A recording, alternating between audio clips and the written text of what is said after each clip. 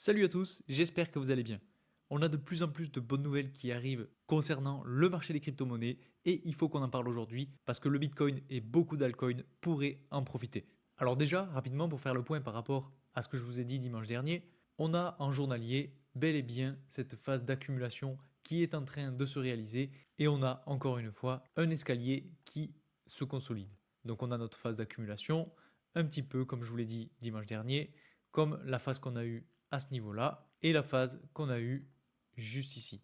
Donc on a bien en fait ce fameux escalier qui est en train de se réaliser et c'est vraiment très bon signe pour le Bitcoin et pour une potentielle nouvelle jambe haussière et viser même un nouvel ATH très prochainement. Et tout ça en fait pourrait être impulsé par les bonnes nouvelles qu'on a eues récemment.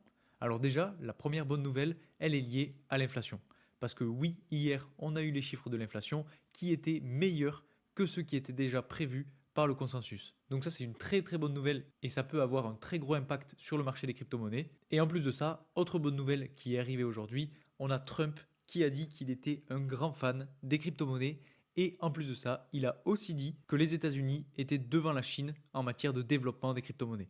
Donc ça fait deux grosses nouvelles coup sur coup qui arrivent et qui sont très positives pour le marché des cryptos. Alors maintenant, si on entre un petit peu plus dans le détail sur Bitcoin et qu'on va... Alors je vais supprimer ça parce qu'on n'en a plus besoin, vous avez compris l'idée. Mais si on rentre dans le détail et qu'on va sur des chandelles de 4 heures par exemple, ou même d'une heure parce que ce sera peut-être plus simple, je vous ai partagé hier une petite analyse sur Telegram en vous disant qu'en fait, sur du court terme, on avait une très belle zone à ce niveau-là et qu'en fait, le prix avait très bien réagi dans cette zone-là puisqu'on avait à la fois de l'imbalance, donc une zone qu'il fallait combler, on avait aussi un order block à ce niveau-là et en plus de ça, on avait une zone OTE qui, pour ceux qui ne savent pas, se trace simplement comme ceci. Alors là, je l'ai tracé grossièrement, mais vous avez compris. Et en gros, c'est une zone qui se situe entre les 0,786 et les 0,618 de Fibonacci. Donc on avait pas mal de confluence à ce niveau-là. Et vous voyez qu'en fait, on est venu taper deux fois, voire trois fois dans cette zone-là pour avoir ensuite du rebond. Donc c'est plutôt bon signe, même très bon signe d'ailleurs, puisque derrière, tout simplement, on a réussi à exploser à la hausse. Et en plus de ça, dimanche dernier, je vous disais qu'on pouvait avoir un Bitcoin qui retourne chercher des niveaux un petit peu plus bas, notamment parce qu'en fait, on avait laissé un gap CME autour de 103 000 dollars et qu'il fallait venir tout simplement le combler. Donc finalement, c'est ce qu'on a fait dans la journée de lundi. Et ensuite, là, vous voyez qu'on a repris le cours normal des choses et qu'on est en train d'accumuler. Donc là, c'est vraiment très flagrant. Alors on va se mettre sur ce graphique pour l'identifier, mais vous voyez qu'on a vraisemblablement une borne haute autour de 105 100 dollars et une borne basse qu'on pourrait avoir autour de 101 600 dollars. Donc on a bel et bien cette phase d'accumulation qui est en train de se réaliser et qui pourrait tout simplement se clôturer à la hausse avec une potentielle évolution identique à celle qu'on a déjà connue. Et donc si on essaye de le tracer un petit peu pour voir ce que ça donne, qu'on prend depuis la fin de la phase d'accumulation jusqu'au début de la suivante, et qu'on vient positionner les chandelles comme ceci. Alors je vais les mettre directement sur les chandelles qu'on a aujourd'hui. Vous voyez qu'on va directement chercher la tendance haussière. Alors l'analyse, je la fais en direct. Honnêtement, je n'avais pas fait ça juste avant, mais vous voyez que c'est assez propre quand même si on a un petit peu... Alors on n'aura pas la même chose que ce qui s'est passé précédemment, parce que le marché évolue différemment, mais en fait, quand on essaye d'avoir un petit peu une idée de ce qui pourrait se passer suite à cette phase d'accumulation, on se rend compte qu'on pourrait tout simplement aller chercher la tendance haussière et pourquoi pas même donc les 113 000 dollars, voire 114 000 dollars. Et honnêtement, avec les bonnes nouvelles qu'on a eues récemment sur le marché, je pense qu'on pourrait avoir ce type d'évolution à la hausse pour continuer tout simplement cette phase haussière qu'on est venu faire depuis la cassure du triangle formé en fait, je vais dézoomer pour qu'on le voit, mais formé en gros entre le niveau de support qu'on avait juste ici et la tendance baissière qu'on vivait depuis maintenant janvier 2025. Donc c'est une très bonne nouvelle et on pourrait tout simplement avoir un ATH très prochainement puisque si on se fie à l'objectif, en fait, avant la fin de la semaine, on pourrait avoir justement cet ATH, pourquoi pas avant la clôture de vendredi. Enfin bref, ça dans tous les cas, ce n'est que des suppositions. N'hésitez pas d'ailleurs à me dire ce que vous en pensez en commentaire. Est-ce que pour vous, on peut aller chercher un ATH avant la fin de la semaine? Ce serait vraiment magnifique, hein, mais bon, ça peut être encore un petit peu risqué. On peut pourquoi pas avoir encore un petit peu d'accumulation jusqu'à la fin de la semaine et pourquoi pas la semaine prochaine repartir à la hausse. Ça, c'est aussi probable. Alors, n'hésitez pas à me dire ce que vous en pensez en commentaire. Après, ce qui peut aussi arriver, c'est que finalement, on décroche un petit peu comme je vous l'ai dit dimanche dernier et qu'on aille chercher en fait la zone OTE qu'on a laissée juste ici, donc entre 96 100 et 98 200, qui peut là aussi être une zone sur laquelle le prix pourrait venir se reposer avant de repartir à la hausse. Mais ça, en fait, ça ne va pas forcément dans le sens du marché, puisque vous voyez, sur cette phase d'accumulation qu'on a faite entre le 22 avril et le 6 mai, ben on n'est tout simplement pas retourné chercher la zone ETE. Donc si on la trace pour vous l'expliquer, en gros, si on se met sur le bas de cette phase d'accumulation et qu'on va au plus haut, on avait une zone OTE entre les 0,618 et les 0,786 de Fibonacci, juste ici. Voilà. Et en fait, vous voyez que le prix n'est pas retourné chercher cette zone pour repartir. Donc il se pourrait très bien qu'en fait, juste ici, on soit en train de faire le même type de phase avec une petite phase d'accumulation et ensuite, ben, tout simplement, qu'on reparte à la hausse et qu'on ne vienne pas chercher les 0,618 de Fibonacci. Donc ça pourrait être le scénario que je viens de vous présenter avec un objectif sur les 114 000 $.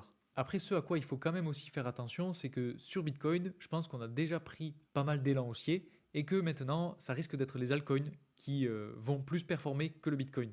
Et justement, en fait, ça se voit avec la dominance du Bitcoin qui est en train de dégringoler.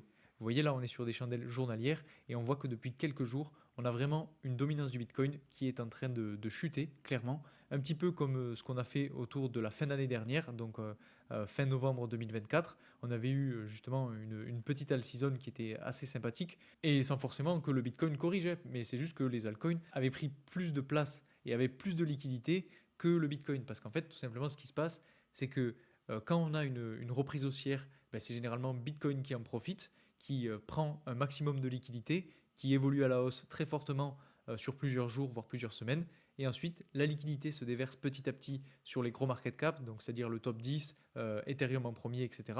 Et ensuite, ben, toute cette liquidité bascule petit à petit sur les altcoins. Et c'est là où on a notre all season, parce que les altcoins surperforment le Bitcoin. Et justement, l'indicateur qui le montre, c'est la dominance du Bitcoin. Parce que là, en gros, on a le market cap du Bitcoin comparé aux autres crypto-monnaies. Et on voit bien que là, on a une correction, ce qui veut dire que le Bitcoin est moins puissant que toutes les autres crypto-monnaies. Donc ça ne veut pas dire que Bitcoin va corriger du jour au lendemain, ça veut simplement dire que les altcoins risquent de mieux performer que Bitcoin. Après, il y a autre chose quand même que je voulais vous montrer, c'est sur le Total 3, parce que le Total 3, je vous ai dit qu'on arrivait sur une zone OTE, qu'on avait une belle zone de potentiel retournement de tendance, et sur laquelle on pourrait être tenté de prendre des profits. Alors on a traversé facilement le niveau de résistance qu'on avait juste ici, donc ça c'est plutôt bon signe. Par contre, on arrive dans la zone OTE. Donc si on n'arrive pas à franchir cette zone OTE, à la casser à la hausse, il pourrait y avoir deux scénarios selon moi. Le premier scénario serait que en fait, on vienne batailler, faire une phase d'accumulation dans cette zone OTE. Pourquoi pas décrocher un petit peu, retourner chercher le niveau de support pour ensuite repartir à la hausse et faire en fait ce concept d'accumulation, manipulation et distribution. Ou alors, tout simplement, qu'on vienne dans cette zone OTE et qu'on corrige petit à petit pour retourner chercher ce niveau de support-là. Alors honnêtement, je vous avoue que si on retourne chercher ce niveau-là, ça risque de quand même pas être très très bon signe pour les altcoins.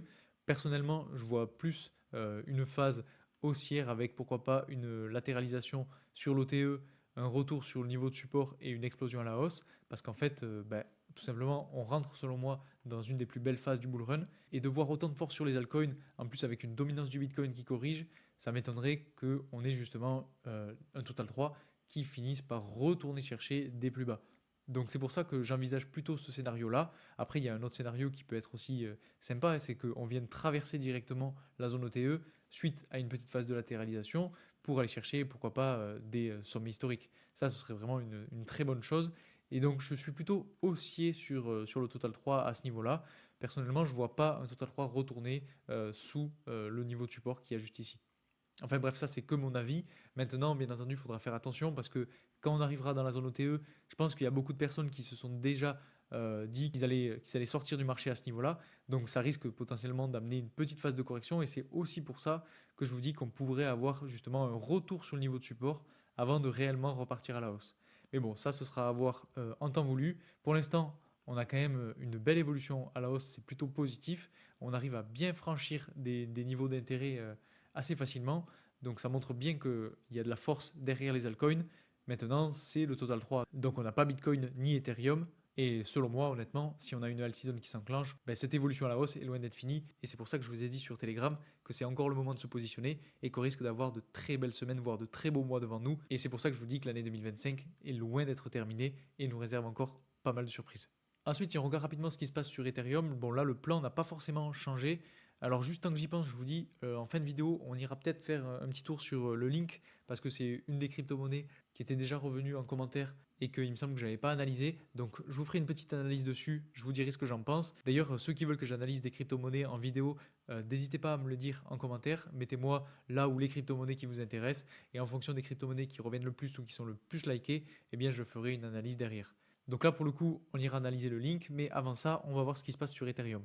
Alors sur Ethereum, donc là on est en journalier, il y a toujours une belle évolution à la hausse qui est en train de se faire. On arrive par contre sur un niveau de résistance qui est assez important.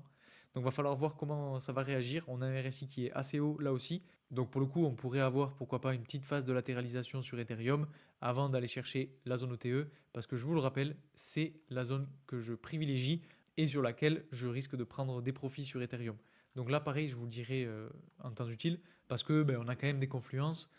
Si on regarde, on a aussi une zone que j'avais pas forcément tracée, mais vous voyez que à ce niveau-là, on a de l'imbalance. Donc c'est une zone qu'il faut combler et que le prix devrait aller chercher. On en a un petit peu aussi à ce niveau-là en journalier, et bien entendu, on en a juste ici. Donc c'est pour ça, à mon avis, que le prix est retourné chercher ces niveaux-là. Mais maintenant, encore une fois, attention parce qu'on est sur le niveau de résistance. Et je pense que c'est aussi pour ça que Ethereum est en train un petit peu de peiner, on va dire, à franchir ce cap-là. Il me semble que je vous avais aussi tracé une zone OTE. Pour le coup, on est quasiment venu la chercher. Vous voyez, ça s'est joué à vraiment rien.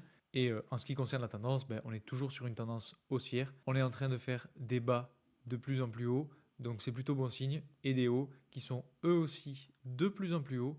Donc là, pour le coup, on peut bien évidemment identifier la tendance haussière, ce qui est très bon signe tant qu'on ne casse pas en fait la structure haussière et qu'on ne vient pas chercher par exemple ses plus bas en petite unité de temps.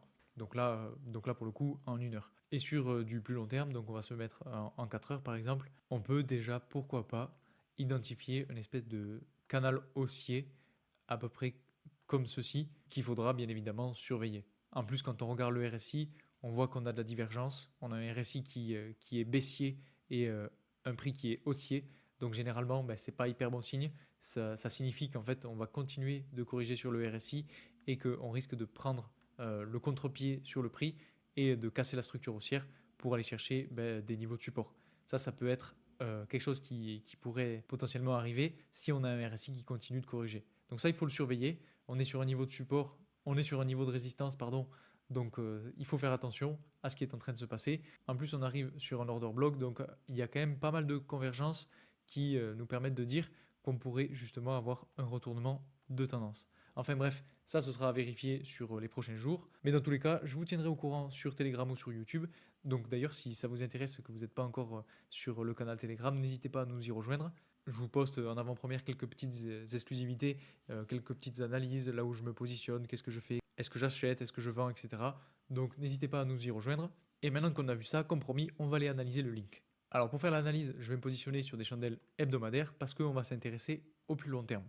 Donc ce qu'il faut regarder sur le link et qui est très très intéressant, c'est qu'on a eu donc notre belle phase de correction lors du bear market et qu'on a eu une excellente phase d'accumulation qui était vraiment très très propre juste à ce niveau-là. Voilà, donc accumulation.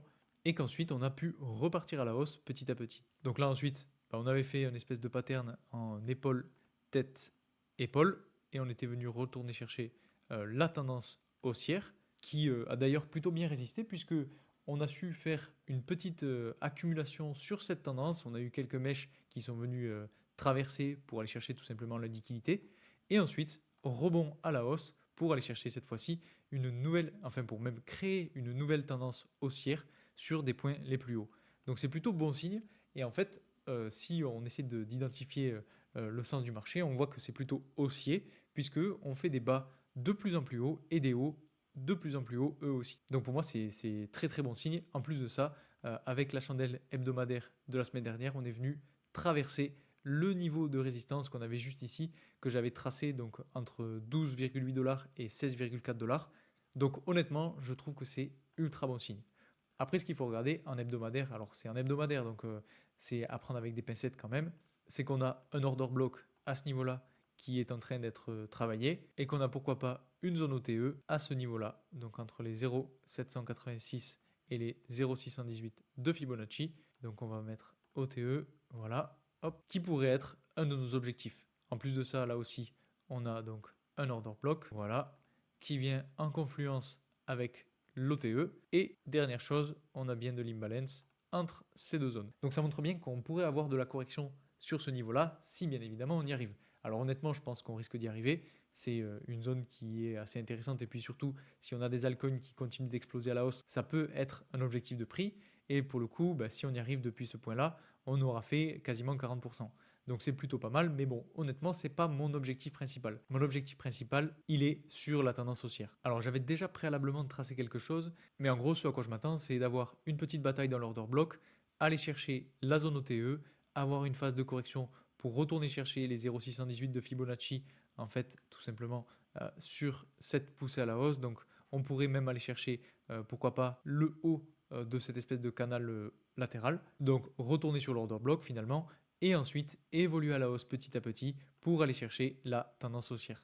Ça, ce serait, selon moi, le scénario qui pourrait se passer sur Chainlink. Alors, est-ce que cette correction sera aussi grosse? Honnêtement, je ne sais pas. Pourquoi pas justement aller un petit peu plus haut et prendre le Fibonacci sur cette poussée à la hausse là, ce qui signifierait en fait qu'on irait peut-être corriger un petit peu plus haut. Enfin bref, ça, dans tous les cas, ce sera à voir au moment où on sera dans cette zone OTE. Dans tous les cas, là aussi, je vous tiendrai au courant.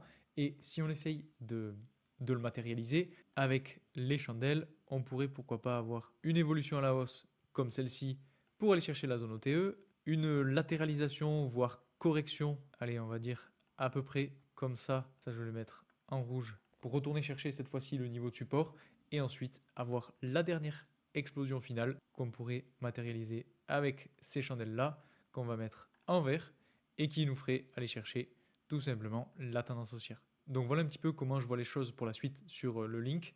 Donc je vais le garder comme ça, on verra bien ce que ça va donner. Il serait aussi probable qu'en fait on n'ait pas assez de force pour corriger autant, qu'on vienne latéraliser et qu'on reparte à la hausse. Ça c'est vraiment une des possibilités. Je vous dis juste que en gros sur cette grosse zone d'intérêt, on pourrait avoir des difficultés à passer au-dessus. Parce qu'en fait on a de grosses confluences entre beaucoup d'indicateurs qui risquent de donner du fil à retordre au prix. Enfin bref, voilà, c'était juste ma petite analyse. Donc ça voudrait dire que on pourrait, pourquoi pas, si on essaie de le mesurer, en gros, fin août, avoir un prix de Link autour de 39 $.